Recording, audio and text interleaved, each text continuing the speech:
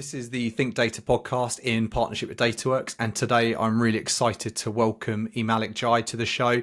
Emalicks is the founder of Ecotone, who are a company with a really clear vision. I was fortunate enough to meet Emalicks back in December last year before one of his talks at the AI Summit.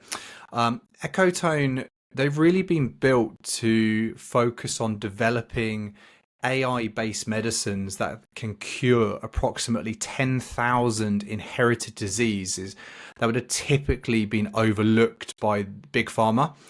Really fascinating backstory. I was actually introduced, and I'm really grateful for that, because taking a look into his background, really seen as a real pioneer in this space, and I'm really interested and excited to get under the skin of what he's been doing. So thanks so much for coming on. And, as I kind of alluded to there, you've got a really interesting backstory. So would you mind kind of summarizing your journey to date and kind of what took you to launch Ecotone? Yeah, absolutely, Alex. It's a pleasure. It was a pleasure meeting at the AI Summit, and happy to be on the podcast. I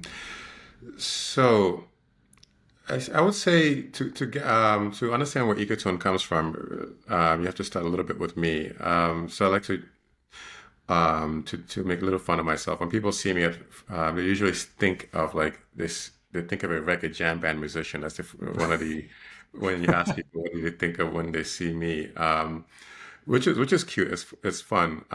But it belies that underneath all of that is I'm actually a neuroscientist, and I launched the first medical AI company out of Columbia University. It was called Genetic Intelligence a few years ago. And that company did quite well. Was, I would say, one of the first medical AI companies in the East Coast of the United States, I would say. And the early investors for that company came out with like more than 20x returns and so forth. And all of that company, as well as Ecotone, came out of less of a reggae side of me, but more of a punk side, right? I would say. So not necessarily like the music itself and going to record shops and finding out old, albums from the 80s, more the way of thinking. It was like radical questions. This is something that I've been doing for quite some time. So back in graduate school, my PhD was in the studies of Alzheimer's disease. And we were focused mainly on the proteins that were thought to cause disease.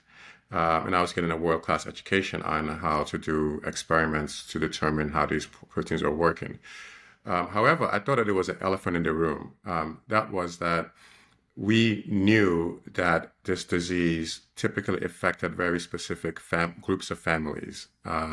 It seemed to have a very strong genetic trace to it. It's an inherited disease.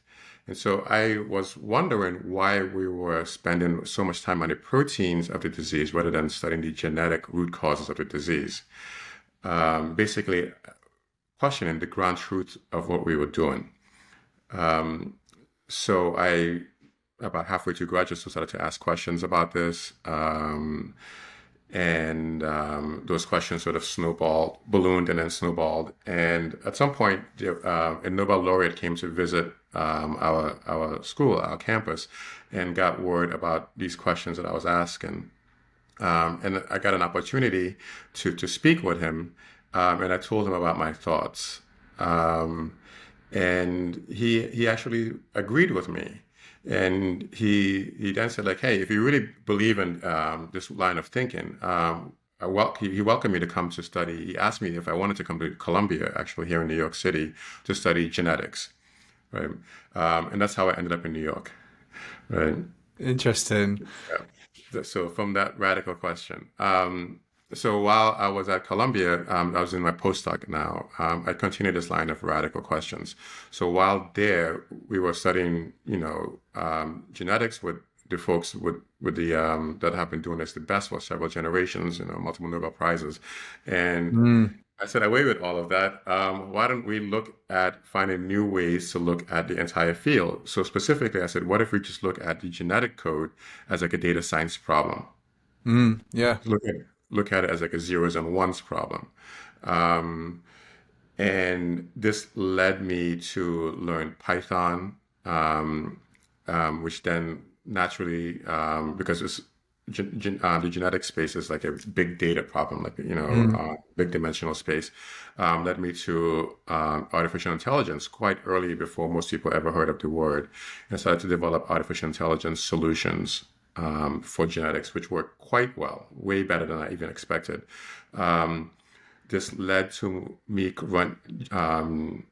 founding my first company, Genetic Intelligence, which was literally a combination of genetics plus artificial intelligence. Put those two together, and you have genetic intelligence.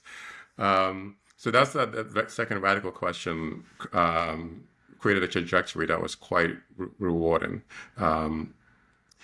And now I would say Ecotone is the result of a third radical question. So this one is that can we leverage the latest developments in the generative AI space, particularly large language models, towards finding out the root causes and making cures for rare genetic diseases? There's about 10,000 of these diseases. There's no medicines for most of them, or just treatments that barely work. Many of them are fatal. Many of them affect infants or young children, and they affect populations from all over the world. And we are now having like a sort of a golden age of development in the AI era. And we believe that a particular type of generative AI that we call a large genome model could be the key to unlocking what are the root causes, the genetic root causes of all of these diseases, and then using that information to make medications that cure the diseases. Yeah, it's a fascinating backstory, and it's kind of this curious mind seems to be coming through in the last number of years with you. Kind of, it's asking those kind of begging questions, isn't it? Then obviously going away and trying to solve that. And I'm really interested to focus on your point about large genome models, because no one on this, well, I very much doubt it, people who listen to this will have any clue what an LGM is. But obviously, this goes back to almost 2018, doesn't it, when you kind of built your first model, which you obviously later called large genome models. But would you mind kind of talking through, obviously there is a tie into kind of LLMs and Gen AI here, but ultimately what is a genome model? Yeah, so the genome model is a large genome model, LGM. I'll just use that from now on. Mm. I would say it's like a cousin to the LLMs, the large language models that are all over the news as of 2023. Yeah. So yes, the LLMs take in information or absorb training data of natural language sources like Wikipedia or Reddit and so forth, and then they do next word prediction or trying to guess the next word, which then results in really wonderful tools that we have now, like ChatGPT and so forth. And LGM is similar, but it's distinguished in other ways, very important ways. So specifically, the LGM doesn't take in natural language; it takes in DNA language. Okay. So the form of the LGM that we make takes in raw DNA code. So A, T, G, C's, and so forth. That gibberish that we call the DNA code, the LGM. That's what the training data actually is. Um, so, which is its own language, right? So it's not Mm. natural language; it's a language of life, so to speak, right? Um, and the goal of the LGM is to be able to make sense of this code that when we look at it, it doesn't make any sense to us. But when you put it within the regimen of the LGM, when you make a model that is able to absorb the data, it starts to see patterns that we otherwise couldn't see. And most importantly, it starts to be able to pinpoint where in the genetic code the sources of rare genetic diseases are. Yeah, it's fascinating because obviously it's so unique, but you're right, it's the DNA, genetics, that's ultimately is a whole multitude of kind of unique data to every person. So obviously you're just bringing that together and utilizing artificial intelligence, or I suppose the tooling available to us now, that's really accelerating the rate at which you can kind of develop. And I'm interested to touch on that because obviously medicine, rare diseases, biotech, artificial intelligence is really kind of is helping the acceleration of disease management and chronic disease detection. But in your opinion, why is that? Because obviously people still need to, like yourself, understand how to use it properly. So it describes me the impact that AI is actually having at the moment. Yeah, absolutely. So I'll just give the LGM as a Yeah. first example, and I could expand from there. So you mentioned that I had developed my first LGM in 2018. And again, to my knowledge, I don't think anybody has developed LGMs, so that makes me the inventor of LGMs. Yeah. So Nice. I've got a flagpole for that for now. You Um, should do. Thank you, thank you. So one of the things that like I noticed from even that early version of it, of course, we've iterated since then quite a bit, but even that early version of it was this was the first approach that was able to read the DNA code as a first language. Let me tell you what I mean by that because this was quite that was and is still quite very profound. So when you look at a sentence, say I'm going to the shop, and when you read that, that just makes natural intuitive sense to you. When you read the equivalent in the DNA code, which is just a bunch of G G C C C T T A A A and so forth, that is not a first language for you. You don't get it, right? And we had all these approaches within the scientific domain of trying to answer parts of the meanings of those letters by literally we'll knock out some part of them in some animal model or some other sort of model and then see what Mm. happens, and then we're like, okay, we know what this little part says now. Okay, now go somewhere else and knock that little part out and then see what that does now, and then on and on and on, and you're sort of this brutalistic step by step, very slow approach to understanding what the code means. So the impact of AI is like what I noticed with the first LGM is that this AI was reading the genetic code as a first language. Like it just had a natural intuition for it. So the early results I alluded in the paper that I sent to you, it was that I was able to just using just genetic code, the AI was able to tell me parts of populations of people that I didn't know existed. Right. So, for instance, I Mm. had thought that all of Japan was made of just Japanese people. I never thought that there were several different groups of Japanese people. In fact, there's actually three or four groups of Japanese people that one group was the first one to migrate in the islands, and then another one followed and migrated into the Japanese Isles, and then the third group, and then the fourth group, which became the major Japanese group that we know now. Mm. The AI told me that without me having any idea because it was able to read the code as like a first language. Um, um, Yeah, amazing. which is fascinating, and now that is expanding. Other people are seeing the same thing. So NVIDIA, several groups also seeing this impact of AI being able to read genetic code as like a first language, but also in the medical space. AI is helping us look at a much larger dimensional space than we otherwise ever have. Like, for instance, being able to look at medical records of thousands or maybe millions of patients and find out like which patients are responding to particular drug doses better than others.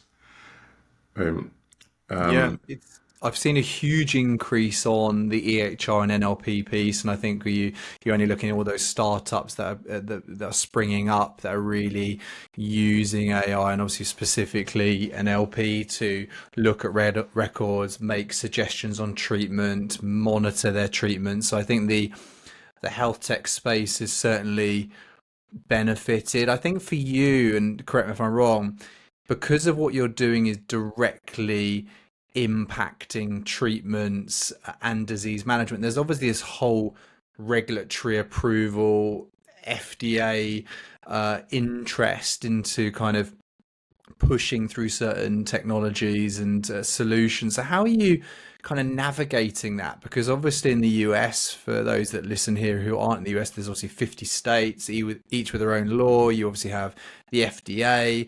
How are you navigating that? And obviously they don't move quickly, do they? No amount of AI is going to move this quicker. So how are you navigating that from a motivation, a product release standpoint, just an innovation standpoint? yeah, absolutely. So the regulatory framework in the United States is quite challenged, but also it's not just here. So in the NHS, National Health Service Of in course. England, Yeah. parallels in other countries as well. Um, so one of the really wonderful things about the space that Ecotone is in is if you compare us to the LLM space, the LLM space right now is a space where various governments or groups like the EU and so forth are trying to find ways to put guardrails around the development of this technology. Mm. Um, Nearly every state in the United States right now is considering laws to protect people from AI, as well as the national government. And the EU just passed an AI Act just like maybe a Yep. month or two ago. Um, so contrast this to the AI within the medical space, where the opposite is happening. So here we have the FDA, the Food and Drug Administration in the United States, actually carving out ways that we could introduce AI and digital and data science approaches to fasten the speed of the development of medicines as well as the release of these medicines. Um, the classic 10-year timeline that was the standard for when medicines go from inception to patients was shattered by the COVID pandemic when several Oh yeah. companies, yeah, were able to release medicines in 18 months. Um, and now that we know that it's possible, the question is, can we repeat this and can we use the latest generation of technologies, including AI use for medicine, to be able to um, to hasten the process? Mm. So again, like the LLM space, people are trying to slow things down, while in the medical side of using AI, things are actually being hastened. You touched an interesting point about COVID, and it's amazing what happens when everyone comes together, and how the urgency is kind of so pressing that what can happen. And yeah, you're right. 18 months, first vaccines, then obviously enhancements to the vaccines happen because everyone came together. In your opinion, then what stops that happening? It was Ecotone's a good example for companies like you that are genuinely creating and developing products that can save lives and can also help with disease management. What's the hold up here? Is it the nervousness and reluctance, and kind of uncertainty or lack of awareness? Is it more an awareness issue here? Is it something more? Yeah, it's I would say awareness. So for instance, we are moving very fast. Mm. So I'm going to say a few words that anyone in your audience may have challenges just because these words are all very new. So Yep. one is zero shot drug discovery, right? Another one is AI designed medicines, right? And let's say the last one is programmable medicines, right? So let me just walk through those, and you could Mm. see why when you speak these words to people, it takes them time for their neurons, their processing to really absorb this. And this includes like from investors all the way to the regulatory side with the FDA and Mm. the NHS. So zero shot drug discovery is a concept of when you discover go in and trying to find a cure for a disease, you get it right the first time and always the first time, right? This contrasts the current way that we are discovering drugs, where most companies, from the old pharma days including into today, into the new pharma, when they want to go cure or find a treatment for a disease, they oftentimes go through hundreds of thousands of different candidates that they test either at the laboratory or in people or combination of or in animals, and sort of do this selection down all the way to hopefully they'll find the right one that works correctly. Right. And this is the reason why it takes so long for these things to get approved, because Mm. most of the time they get it wrong. And then every so often you get a little bit of golden grain that is the correct one. Um, Zero shot drug discovery is trying to go away from that. So we borrow language from the AI space, where AI, in the LLM and the generative AI space, there's words such as like many shot learning, few shot learning, one shot learning, and zero shot learning. So many shot learning is if I give you put a dog and cat in front of you and I give you one picture of them, you usually will get it right correctly. Yeah. You're like, this is a dog, this is a cat. However, if you give it to like an AI, it usually takes many tries to be able to get it correctly, I right? see. Okay. And with drug discovery today, we have a many shot learning approach where we have many different types, many different drugs that we try and until we find the correct one, right? Um, Few shot one is just you have less examples that are needed to be able to get the right answer. And then zero shot is you always get it correctly the first time you try it, right? So this is a concept that like is very new. Even people within the industry in pharma have a hard time dealing with it because they're so accustomed to an older world. Um, and to be able to do zero shot learning, you have to change the paradigm. So this is what we mean by AI designed medicines that are a type of medicine that are programmable. Hmm. So programmable medicines are from a tree of medicines that began with personalized medicines, precision medicines, and now programmable medicines. Personalized medicines are just medicines that were personal that will work what we knew that will work in one group of people but not in another. So for instance, ibuprofen and like Tylenol and what is the other one? Aspirin, right? Yep. Aspirin. So these work on different groups of people. So some people will prefer aspirin, while others will prefer ibuprofen. I believe paracetamol is the term used in Europe. That's it. Um, Yeah, there's ibuprofen, which is it's like ibuprofen. It's called Nurofen, as the kind of the UK version. But paracetamol is the most common. Yeah. Common one, yeah. Right. And some people will prefer like one type over another. And like if you do population studies, you could like, okay, this will work only for this one group and get rid of their headaches while it won't work for another. And therefore you could say the medicine is not personalized. But it's like this large swath of individuals. Precision medicines were follow-up on personalized medicines that were based more on, say, the proteins or the genetics of an individual. And became much more precise over the last 7 to 10 years as far as being able to, hey, this group of, let's say, multiple sclerosis patients will only respond to this medication because they have this particular type of like genetics, for instance, right? So that's precision medicine.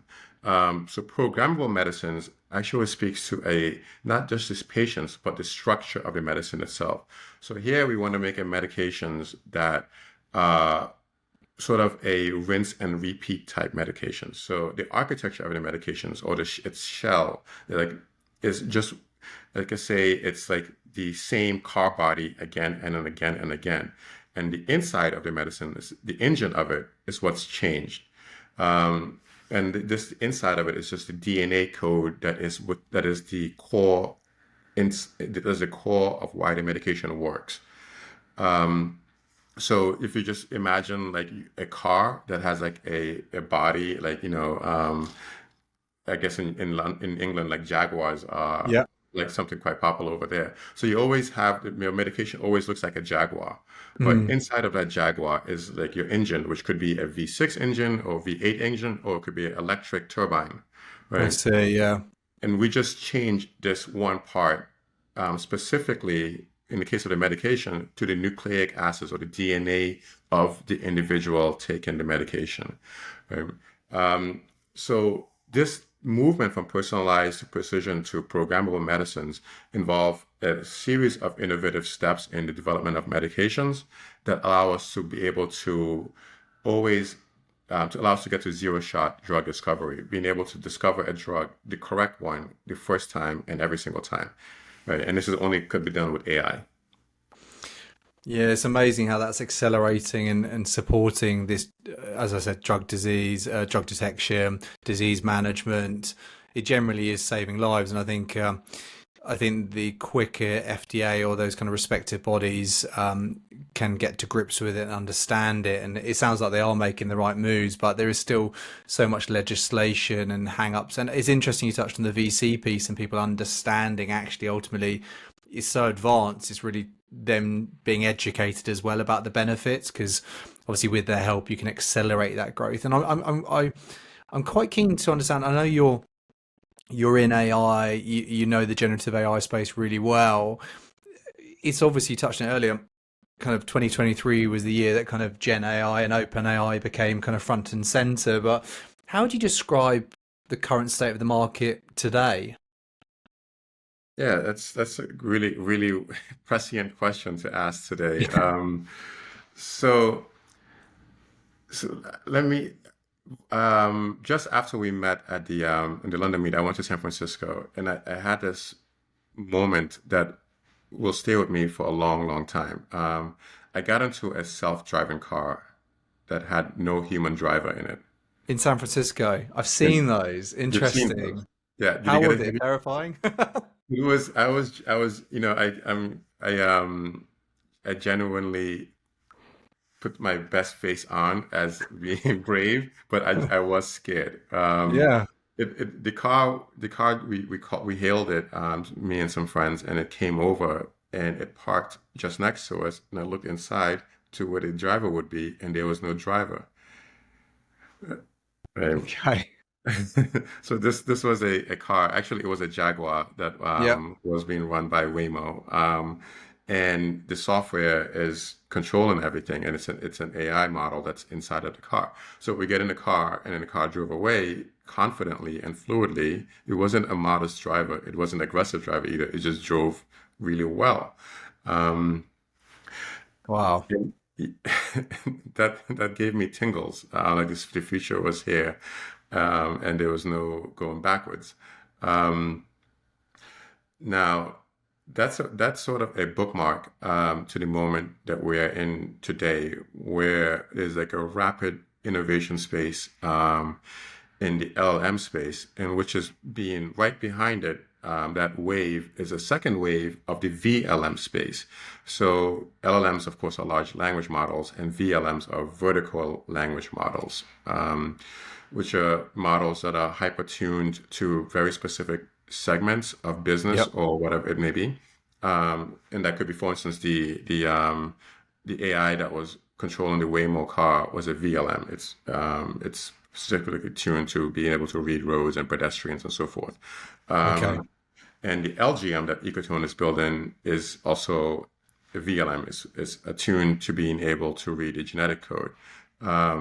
And there's VLMs for banks like Morgan Stanley and JP Morgan and so forth that are hyper-tuned to the either market conditions or the internal data structures of the company itself, right? Mm. Um, while the LLMs are generalists, the VLMs are specialists, and we don't know which is going to be the winner. It's most likely going to be a combination of different tools for different sort of needs, and a sort of a back and forth between LLMs and VLMs. Um, um, Yeah. and also the one of the things that they do share in common now is that there is hallucinations that make it difficult to have full trust in these innovations. So for us, like hallucinations, not just ecotone, but in the medical industry, hallucinations have a much more pronounced effect compared to, say, just being using a chatbot. We don't want a hallucination that gives a drug that either doesn't work or could be harmful, for instance, correct? Completely. Yeah. Um, um, so luckily, there's been lots of inroads with hallucinations. I think there's just a little bit of a people believing that it's a black box that how hallucinations like occur. Um, so that's not the case at all. We've made several inroads inside of Ecotone. Others have as well. Like from what I could reveal, these hallucinations are coming out of what I call local minima. It's not my term; it's a term in the field. But in my imagination, I see like a data space that's either the genetic code or financial data or so forth that's having valleys and peaks.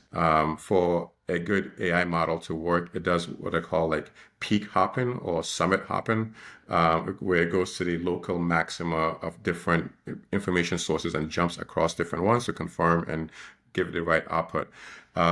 If the model gets stuck in between one of those peaks, it's in a valley and it's really hard for it to get out. And therefore, it starts to look for information within that valley a little bit too much, and then starts to give you lots of fake information that it shouldn't do. So there's sort of means for which you could help these models escape hallucinations. And also, hallucinations are very specific to self-supervised learning. So within the AI world, there's like reinforcement learning, there's unsupervised learning, there's self-supervised learning, there's, and of course, supervised learning. And self-supervised learning is what ChatGPT is based out of, and so forth.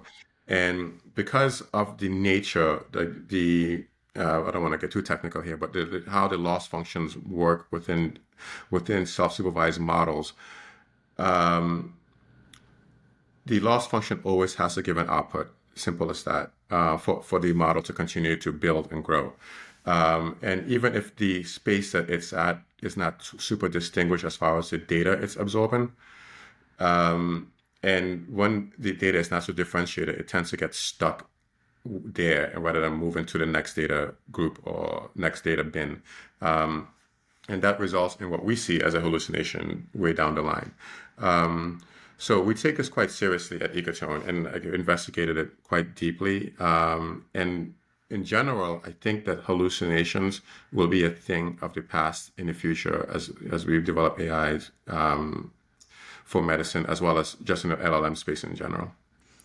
Yeah, I think you're right. I think the rate of acceleration of this trend technology has happened so quickly. It's almost like we need to take stock of where we are. Someone's referenced before, the train has left the station. I know countries are trying to put guardrails around, rightly so, about responsible AI and ethical AI, but innovation, that's not going to slow down. But I think to make those models more effective, the probabilities higher, the hallucinations, as you rightly say, less common, especially where it comes in drug discovery and drug administration. That's just it's funny to talk about putting your trust in something. You put your own trust into getting into an autonomous driving vehicle, I guess. So there's a certain point here that you probably, that was a, but it's funny, isn't it? Because we talk about AI, we talk about innovation. Very often, very rarely do you actually see that. But for you to sit in a car, no driver, and that take you to your destination, that must, as you rightly said, be that light bulb moment. Think, hang on a minute, this is happening. So yeah, that's interesting. I want to kind of give the last question for me is really for Ecotone and what we can expect to see over the coming months. Obviously, for those listening and watching, I'll make sure I tag you. You got some awesome publications and white papers that you're pushing out there, and I'll make sure people do take note and check you guys out. But what are you working on at the moment that you can obviously talk about? Yeah, it's an exciting start to 2024 already. 2 weeks into it, or 2.5 weeks into it. So Ecotone, we have a very strong ethos of being as stealth as we possibly can. Many companies say stealth, but they don't really. It's more for marketing. We actually indeed are stealth because we are in a very competitive environment. Yeah. So when you see things from us, just know it's very well considered and purposeful. Yeah. So one of the things that we are excited about is growing the team. So we now I think I could mention Dr. Martin Brigman is now part of Ecotone. So Martin, he's from Germany actually, so from Europe, but he was at Stanford previously and was a co-founder of a really remarkable company called Occam's Razor. So Occam's Razor, like, the most easiest explanation is usually the correct one. They use that to form their company when he finished out of Stanford, out of his postdoc. And they were quite early to see that AI could be useful for medicine and use an approach called graph-based neural networks to study Parkinson's disease. Okay. Yeah. So Occam's razor did quite well, and now Martin got very excited about using LGMs to study rare genetic diseases at large, and been having the potential to develop programmable medicines. So he's coming on board with Ecotone. So he's a superstar, and we looking forward to slowly adding new members to the team, like with intentionality, to maintain the radical nature of Ecotone. Mhm. It's we have a very radical vision of being able to find a common solution to these diseases, and we look forward to having new members like Martin that buy into the idea and believe that this is not an impossible task, that it is possible if you just take it step by step along the right road.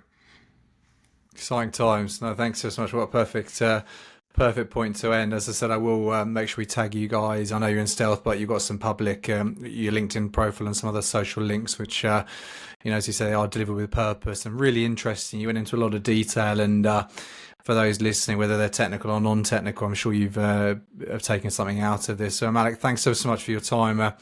This very cold, wintry afternoon. I do appreciate it. This was really wonderful. Thank you so much. Pleasure. Thanks again.